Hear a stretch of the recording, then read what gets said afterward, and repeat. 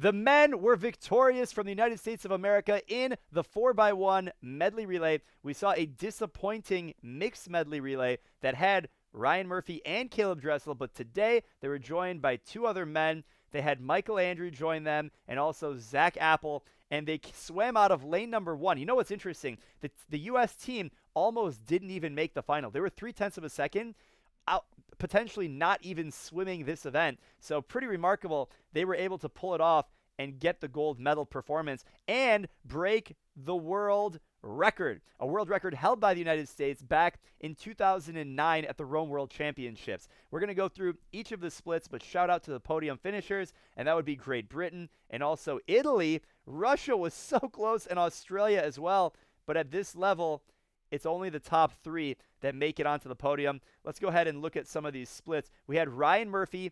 He did his job. I did not pick the United States to win this event, but keep in mind, they've never lost this event at the Olympics, like ever. I know that sounds kind of startling, the fact that they have never lost this race at the Olympics. So Ryan Murphy, 52.3.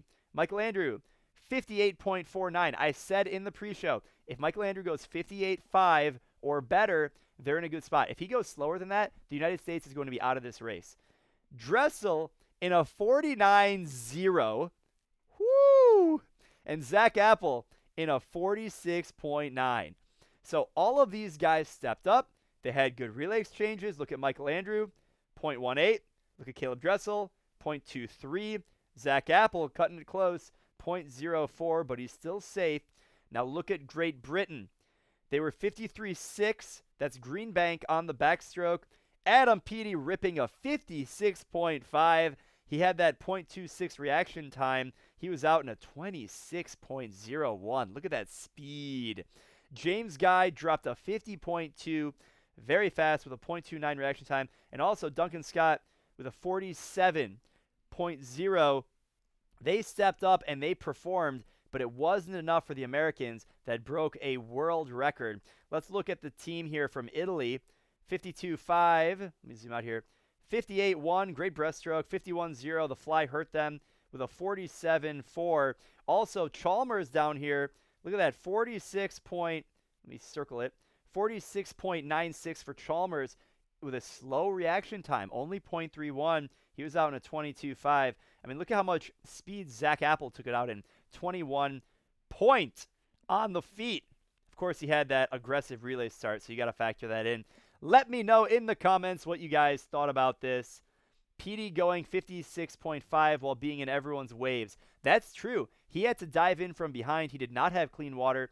He was an absolute monster. But I'm actually not surprised at Adam Peaty going 56.5 because this is what Adam Peaty does. He goes 56 flat start, and he's done 56 on a relay for the last, 5 years or something. So, yeah. How about Zach Apple out in a 21.9?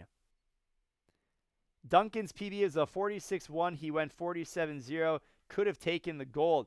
Okay, I see what you're saying. When you think about Duncan Scott right here, anchoring for Team GB, 47.0, you're right. If he was, that's only a 0.7 margin between the United States and Great Britain.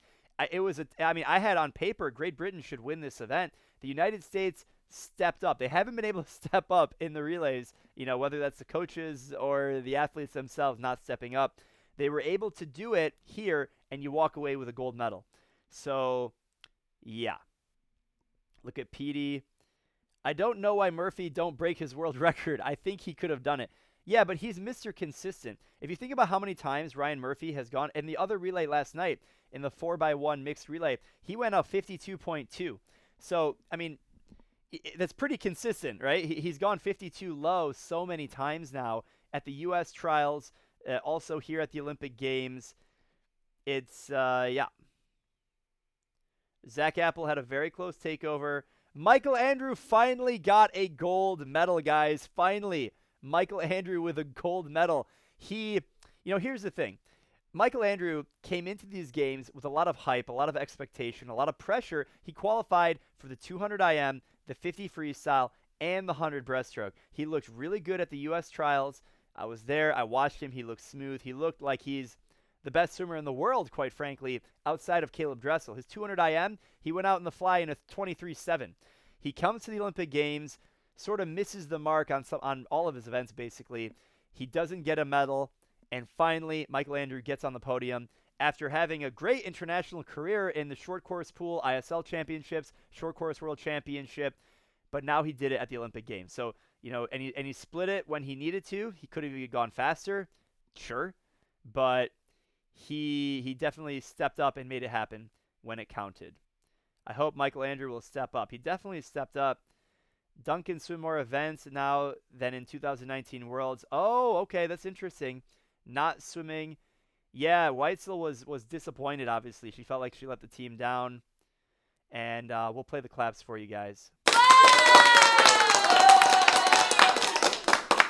Yeah, Duncan Scott basically needed a 46.06 split like Lezak to get in there and make the win happen. And that would have made up for this .73. That would have been really interesting because they weren't in the lanes next to each other. So that would have been a good one.